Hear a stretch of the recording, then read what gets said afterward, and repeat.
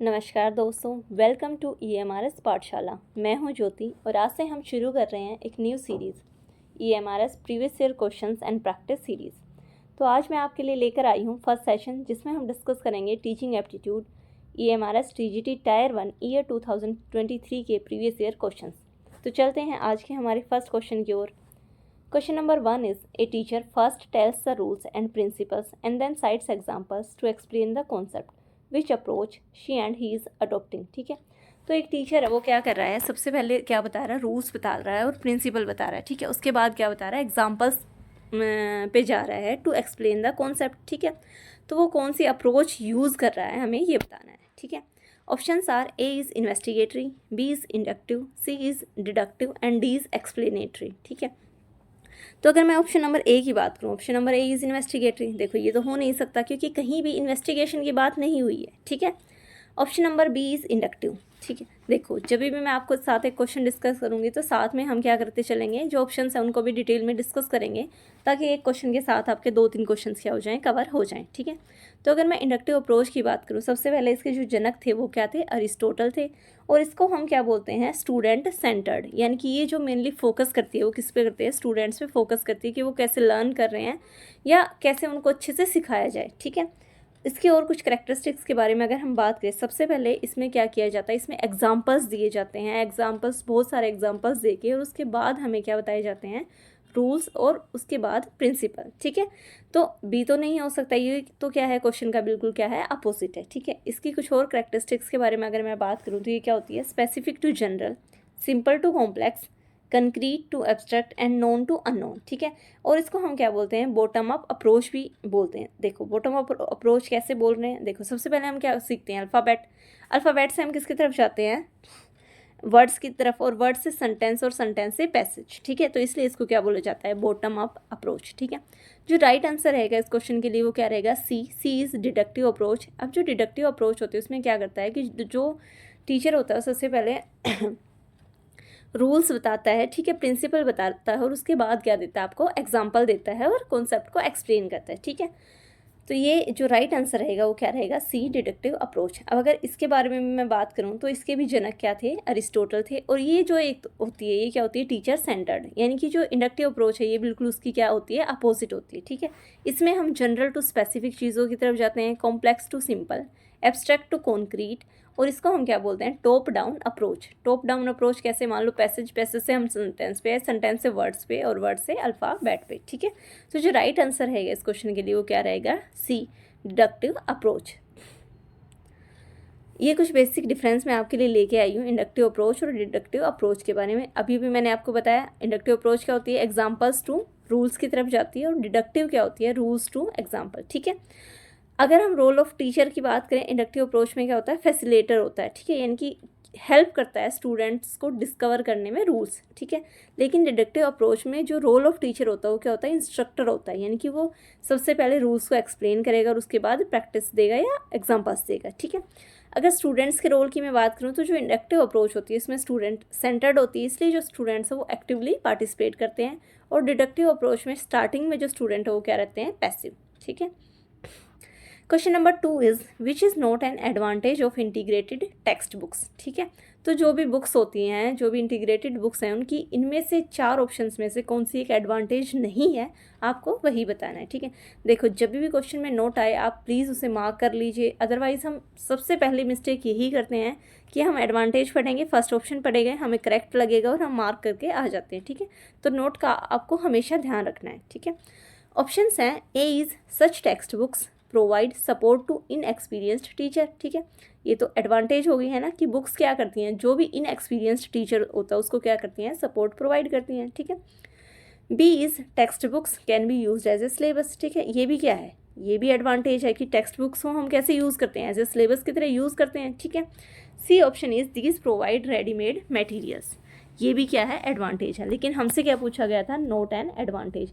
तो जो right answer रहेगा इस क्वेश्चन के लिए वो क्या रहेगा, डी, दीज में note suit students individual learning styles. ठीक है, देखो जो स्टूडेंट्स होते हैं ना, हर किसी का क्या होता है, अपना लर्निंग स्टाइल्स होता है। ठीक है, देखो कोई बच्चा क्या करता है, एक चीज़ को आधे घंटे में कर लेता है। ठीक है, किसी को उसी चीज़ को रिटेन रखने में 1 घंटे का टाइम लगता है ना, वो बहुत ज़्यादा पड़ता है या उससे याद कम रहती हैं। और हर किसी का क्या होता है, अपना अपना स्टाइल होता है लर्निंग का, ठीक है। तो जो बुक्स हैं वो ऐसे तो नहीं बनाई जा सकती ना कि वो हर जो स्टूडेंट है उसका जो इंडिविजुअल लर्निंग स्टाइल है उसको सूट करे, ठीक है। तो राइट आंसर रहेगा D, these may not suit students individual learning styles. Question number 3 is complete the statement. In teaching, if nothing has been learned, comma, nothing has been dash. ठीक है, देखो आज मेरा आपके साथ फर्स्ट इंट्रैक्शन, ठीक है, मैं आपके लिए फर्स्ट सेशन लेके आई हूँ।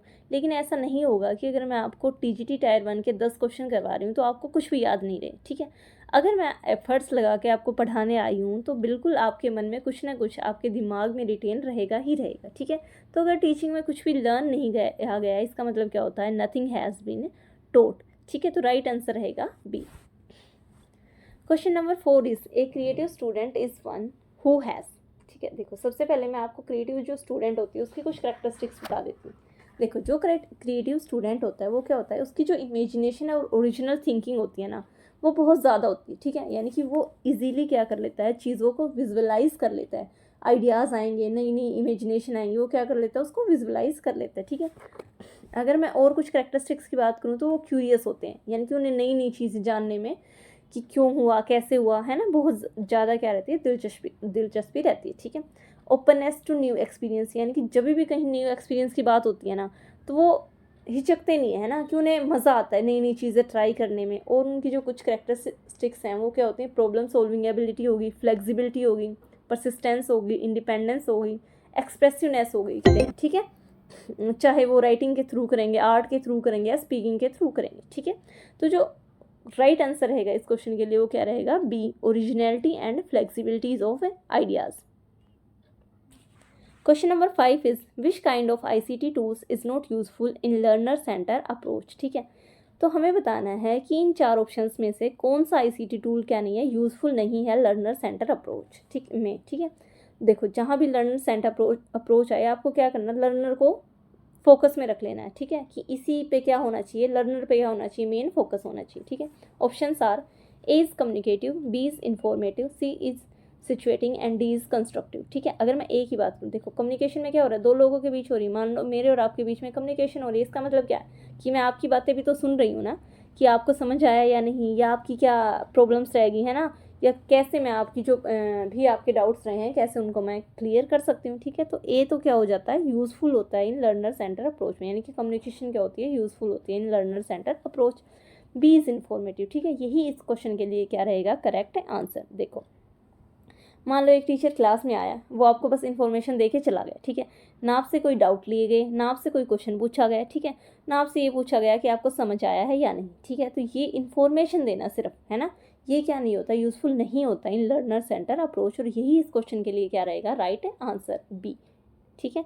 अगर हम ऑप्शंस की बात करें, सी इज सिचुएटिंग, ठीक है। सिचुएटिंग क्या होता है कि लर्नर को हम क्या करते हैं, कैसे सिचुएशन में डालते हैं। अगर मैं आपको किसी रियल लाइफ सिचुएशन में डाल रही हूँ तो क्या होगा, कुछ ना कुछ तो आप सीखोगे ही, ठीक है। बल्कि यही सबसे ज़्यादा क्या होता है, हेल्पफुल होता है कि जब भी आप किसी को रियल लाइफ सिचुएशन में डालते हो या ऐसी सिचुएशन में डालते हो तो लर्नर क्या करता है, कुछ ना कुछ सीखता है। और ये क्या होता है, यूज़फुल होता है, टूल होता है इन लर्नर सेंटर अप्रोच, ठीक है।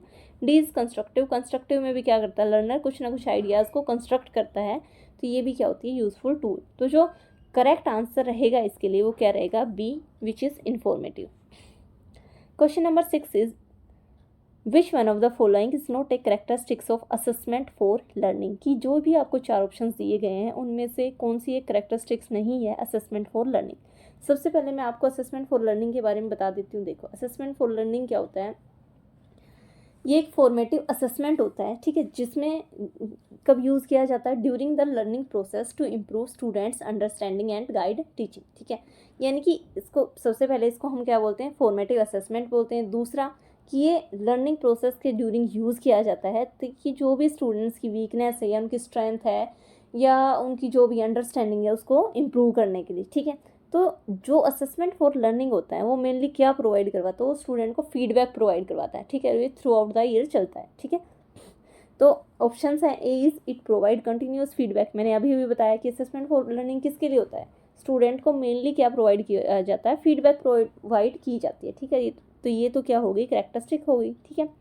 B is it helps in identifying strength and weakness of every student. ठीक है, ये भी करेक्ट है कि ये क्या करता है, हेल्प करता है आइडेंटिफाइंग करने में स्ट्रेंथ और वीकनेस ऑफ एवरी स्टूडेंट, ये भी करेक्टरिस्टिक है। ठीक है, C is it allows student to reflect upon their work so as to take specific actions to improve upon, ये भी बिल्कुल करेक्ट है कि स्टूडेंट्स को क्या करता है कि अलाउ करता है कि वो अपने ही काम को देखें और उसको इम्प्रूव करने की कोशिश करें। ठीक है, तो ये भी क्या होती है, करेक्टरिस्टिक्स होती है असेसमेंट फॉर लर्निंग की। ठीक है, तो जो राइट आंसर रहेगा, जो करेक्ट आंसर रहेगा इस क्वेश्चन के लिए, वो क्या रहेगा, D, it is judgemental and hence evaluative. ठीक है, तो जो असेसमेंट फॉर लर्निंग है वो जजमेंटल बिल्कुल नहीं होता और इवेलुएटिव भी नहीं होता है। ठीक है, अब असेसमेंट फॉर लर्निंग की बात ये आ ही गई है तो मैं आपके साथ तीन चीज़ें और डिस्कस कर लेती हूँ। एक होता है असेसमेंट ऑफ लर्निंग, एक होता है असेसमेंट फॉर लर्निंग और एक होता है असेसमेंट एज लर्निंग। ठीक है, अगर असेसमेंट ऑफ लर्निंग की बात करूँ तो ये क्या मेजर करता है, what students have learned after instruction. मैंने आपको इंस्ट्रक्शन दी, उसके बाद आपने क्या सीखा, ये क्या है, असेसमेंट ऑफ लर्निंग है।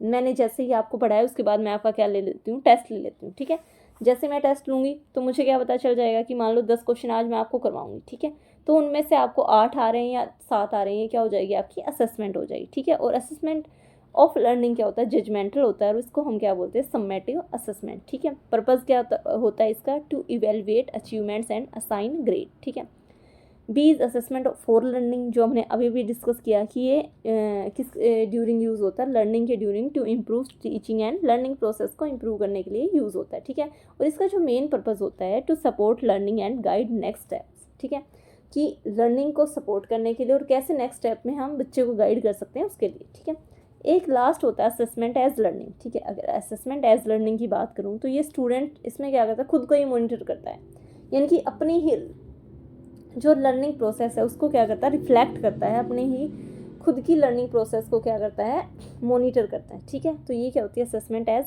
लर्निंग। ठीक है, असेसमेंट एज लर्निंग क्या है, रिफ्लेक्टिंग ऑन लर्निंग, और इसको हम और क्या बोलते हैं, self assessment. Question number 7 is identify the statement which is not correct. ठीक है, आपको 4 स्टेटमेंट दी गई हैं, उनमें से आपको बताना है कौन सी स्टेटमेंट क्या नहीं है, करेक्ट है, नहीं है। Option number A is every supply type item can be converted into selection type of item. ठीक है, देखो मैंने आपसे एक क्वेश्चन पूछा। ठीक है, क्या क्वेश्चन था, हु डिस्कवर्ड ग्रेविटी। ठीक है, कि ग्रेविटी को किसने डिस्कवर किया, आपने मुझे आंसर दिया न्यूटन। ठीक है, ये क्या था, सप्लाई टाइप ऑफ आइटम था कि मैंने आपसे क्वेश्चन पूछा, आपने आंसर दे दिया। ठीक है, इसी को मैं कैसे कर सकती हूँ कि मैं आपको क्वेश्चन पूछूं, हु डिस्कवर्ड ग्रेविटी। ठीक है, और साथ में आपको ऑप्शन दे दूँ, A is Newton, B is Einstein and C is Faraday. ठीक है, तो मैंने क्या किया कि जो ये सप्लाई टाइप ऑफ आइटम था इसको किस में कन्वर्ट कर दिया, सिलेक्शन टाइप ऑफ आइटम में। ठीक है, यानी कि जो भी सप्लाई टाइप ऑफ क्वेश्चन है उसको हम इजीली किस में कन्वर्ट कर सकते हैं, सिलेक्शन टाइप ऑफ आइटम में। तो ये क्या रहेगा, करेक्ट। हमें सबसे पहले नोट पे आपको ज़रूर फोकस करना है कि हमें क्या बताना था, नोट है करेक्ट, लेकिन ये तो क्या है, करेक्ट है। ठीक है, option number B is extended response item is an essay type item. देखो जो एक्सटेंडेड रिस्पॉन्स होते हैं वो क्या करते हैं, वो अलाउ करते हैं बच्चे को डिटेल में लिखने के लिए, खुद को एक्सप्रेस करने के लिए, एक्सप्लेन करने के लिए और जस्टिफाई करने के लिए आइडियाज़ को। ठीक है, तो जो extended response type of item होते हैं वो क्या होते हैं, कैसे टाइप आइटम होते हैं। ठीक है, ये भी क्या है, करेक्ट है।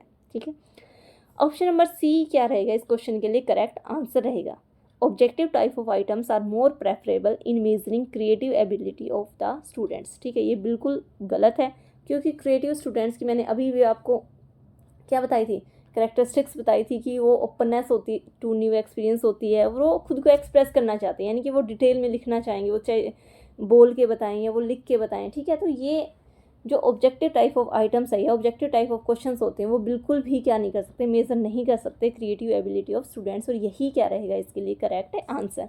ऑप्शन नंबर डी को देख लेते हैं, matching type of items is a form of multiple choice item, ये भी क्या है, करेक्ट है। तो हमें क्या बताना था, नोट करेक्ट, और इसलिए जो करेक्ट आंसर रहेगा वो क्या रहेगा, C. Question number 8 is which principle of playway method helps in cultivating self discipline. ठीक है, कि जो प्लेवे मेथड है उसका कौन सा प्रिंसिपल किस में हेल्प कर रहा है, कल्टिवेटिंग सेल्फ डिसिप्लिन।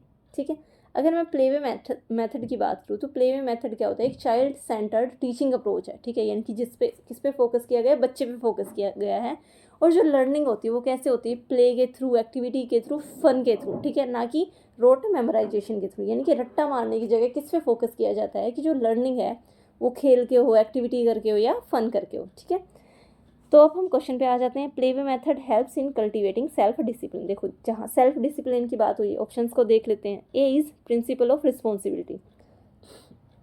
देखो अगर यही इसके लिए क्या रहेगा करेक्ट आंसर। अगर सेल्फ डिसिप्लिन की बात हुई है, अगर कोई भी क्या है रिस्पॉन्सिबल है, तो रिस्पॉन्सिबिलिटी अगर है किसी के अंदर तो वो क्या रहेगा, वो सेल्फ डिसिप्लिन में भी रहेगा ना, कि डिसिप्लिन भी रिस्पॉन्सिबिलिटी से जुड़ा हुआ है। ठीक है, अगर बी ऑप्शन की बात करूँ, प्रिंसिपल ऑफ फ्रीडम, अगर कोई फ्री हो गया है ना तो डिसिप्लिन तो वैसे भी नहीं आएगा, या प्रिंसिपल ऑफ एक्टिविटी भी नहीं हो सकता, और प्रिंसिपल ऑफ क्रिएटिविटी भी नहीं हो सकता। ठीक है, तो जो राइट आंसर रहेगा इसके लिए क्या रहेगा, प्रिंसिपल ऑफ रिस्पॉन्सिबिलिटी।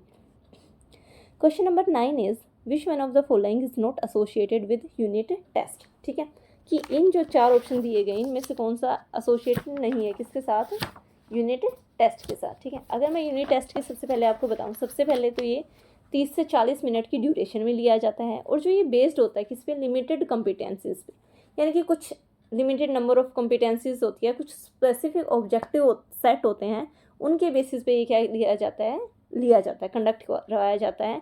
और जो ये टोटली क्या होता है, टीचर पे डिपेंड करता है ना। और अगर मैं वैरायटी ऑफ टेस्ट आइटम की बात करूँ तो ओरल में ले सकते हैं हम, रिटर्न में ले सकते हैं, परफॉर्मेंस बेस्ड हो सकता है। ठीक है, टाइप ऑफ क्वेश्चंस की भी अगर मैं बात करूँ तो 1 वर्ड टाइप हो सकते हैं, फिल इन द ब्लैंक्स हो सकते हैं ना, या true false objective type question हो सकते हैं। ठीक है, तो हमें बताना है कि जो यूनिट टेस्ट है उसके साथ क्या एसोसिएटेड नहीं है। ठीक है, A option is result shared with parents. ठीक है, यूनिट टेस्ट का बिल्कुल है ना, स्कूल्स में जाते हैं बच्चे, क्या करते हैं, पेरेंट्स के साइन भी करवा के लेके आने होते हैं ना, तो ये क्या है, ये एसोसिएटेड है with the unit test. B option is confined to limited number of competencies. बिल्कुल लिमिटेड नंबर ऑफ कॉम्पिटेंसीज के साथ क्या होता है, कन्फाइंड होता है। ठीक है, C is totally controlled by the teacher, ये भी एसोसिएटेड है विद यूनिट टेस्ट, लेकिन हमें क्या बताना था, नॉट एसोसिएटेड। इसलिए जो राइट आंसर रहेगा इस क्वेश्चन के लिए वो क्या रहेगा, D, use of standardised achievement test. ऐसा कुछ नहीं होता। ठीक है, तो ये क्या रहेगा इसके लिए correct option. Question number 10 is which one of the following is least likely a factor affecting learning. आपको 4 ऑप्शन दिए गए हैं। A is co curricular activities, ठीक है, B is imitation, C is maturation, and D is readiness. ठीक है, तो इनमें से बताना है कि कौन सा फैक्टर क्या है, लीस्ट लाइकली फैक्टर है जो लर्निंग को क्या करता है, अफेक्ट करता है। सबसे पहले अगर मैं ऑप्शन नंबर ए की बात करूँ, ऑप्शन नंबर ए इज़ को करिकुलर एक्टिविटीज़। देखो जो भी एकेडमिक्स के अलावा आप एक्टिविटीज़ करते हो, जैसे कि गेम्स, डिबेट्स, आर्ट्स और क्लब्स, ठीक है, ये सारी क्या होती है, को करिकुलर एक्टिविटी, और ये बहुत हेल्पफुल होती है overall development of a child, चाहे उसकी सोशली डेवलपमेंट हो, या इमोशनली डेवलपमेंट हो, या इंटेलेक्चुअली। ठीक है, तो ये अफेक्ट तो करता है लर्निंग को, लेकिन हमें इन चारों में से लीस्ट लाइकली एक फैक्टर बताना है। ठीक है, बी ऑप्शन इज इमिटेशन। देखो इमिटेशन क्या होता है, इमिटेशन का बहुत रोल, अच्छा खासा रोल होता है। ठीक है, बच्चे क्या करते हैं, या जो लर्नर्स होते हैं वो क्या करते हैं, दूसरों को ऑब्जर्व करके या उनके बिहेवियर को कॉपी करके क्या करते हैं, सीखते हैं। ठीक है, जैसे मैनर्स हो गए, स्किल हो गए, बिहेव करना, ये जो चिल्ड्रंस है वो किसके थ्रू सीखते हैं, इमिटेशन के थ्रू। ठीक है, तो इमिटेशन क्या होता है, एक अच्छा फैक्टर है जो कि लर्निंग को अफेक्ट करता है। ठीक है, सी इज मैचुरेशन। मैचुरेशन क्या होती है, natural growth and development of body and mind with age. ठीक है, देखो जैसे जैसे मैचुरेशन आती है क्या होता है, जैसे जैसे हम क्या हो रहे हैं, बड़े हो रहे हैं, ग्रोथ हो रही है बॉडी की या माइंड की डेवलपमेंट हो रही है, साथ साथ क्या हो रहा है कि जो मैचुरेशन लेवल है वो भी क्या हो रहा है, बढ़ रहा है। ठीक है, और जैसे जैसे मैचुरेशन लेवल बढ़ता है तो जो लर्निंग प्रोसेस है वो भी क्या होती है, जो हमारी लर्निंग होती है वो भी क्या होती है, वो भी बढ़ती है, और वो मैचुरेशन क्या करता है, लर्निंग को काफ़ी हद तक अफेक्ट करता है। ठीक है, D option is readiness. Readiness क्या है, देखो जब तक हम किसी काम को करने के लिए मेंटली, फिजिकली या इमोशनली प्रिपेयर नहीं है ना, तो हम सीख ही नहीं सकते। ठीक है, तो सबसे पहले अगर हमें चीज़ों को सीखना है, अगर हमें देखना है, तो क्या होना पड़ता है, हमें बहुत ज़्यादा एक्टिव होना पड़ता है और हमें सीखना पड़ता है। ठीक है, तो रेडीनेस भी क्या होती है, बहुत ज़्यादा ज़रूरी होती है, और ये एक बहुत वो फैक्टर है जो कि लर्निंग को अफेक्ट करता है। ठीक है, तो जो राइट आंसर रहेगा इसके लिए क्या करेगा, ए, को करिकुलर एक्टिविटीज़। ठीक है, तो आज का फर्स्ट सेशन मैं यहीं ख़त्म करती हूँ। अगर आपको ये सेशन पसंद आया हो तो प्लीज़ चैनल को सब्सक्राइब करें और बेल आइकन प्रेस करें। मिलते हैं नेक्स्ट वीडियो में, तब तक के लिए बाय।